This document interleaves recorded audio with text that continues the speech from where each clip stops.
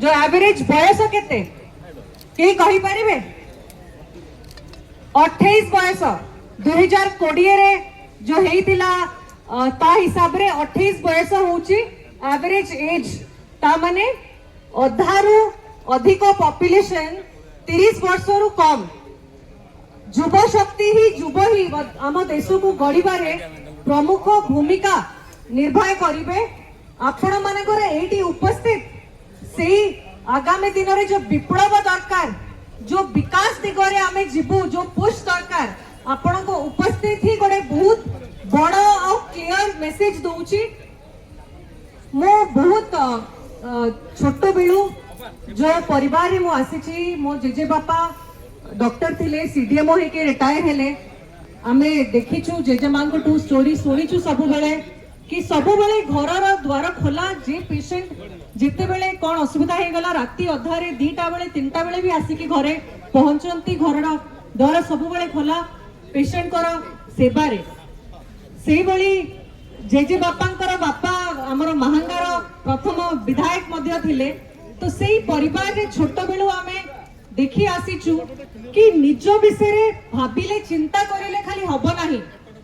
केवल जदि आपण भाबिबे मु निजे काम करिबी मु निजे रोजगार करिबी शांति रे आपण शांति रे रहि परिबी नाही। जो माने नेतृत्व नउचंती जो बुद्धिजीवी माने आज एटी उपस्थित हेइचंती मुरब्बी माने एटी उपस्थित हेइचंती ओडिसा रो कोण अनुकोण रु आसीकी एटी समर्थन देइचंती उपस्थित हेइचंती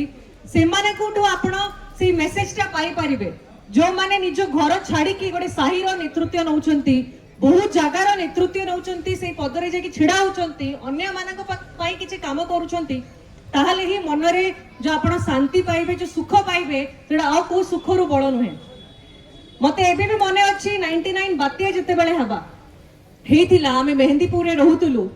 सेही समय रे पूरा अंधार हे गला जेहेतु पूरा लाइन कटि गला बस्ती रो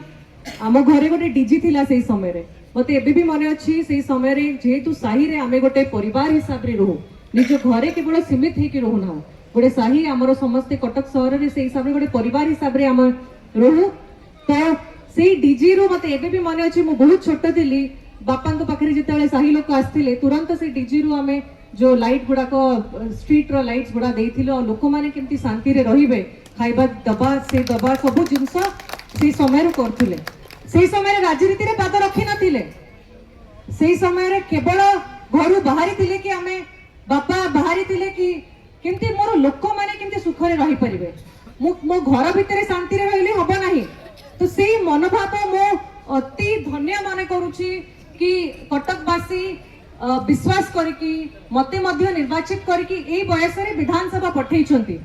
जेते बेले एते सारा यूथ मो संगे कनेक्ट होंती कोटी ना कोटी मते यूथ कहंती कि आपण को एई कथाटा हमकु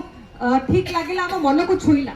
आपण जो रोजगार विषय रे कहिले जो आउटसोर्सिंग विरोध रे जो आपण स्वर उठेइले कि जहां सरकार रो भूल होउची ता विरोध रे मध्य आपण साहस नै कि कहउचंती से साहस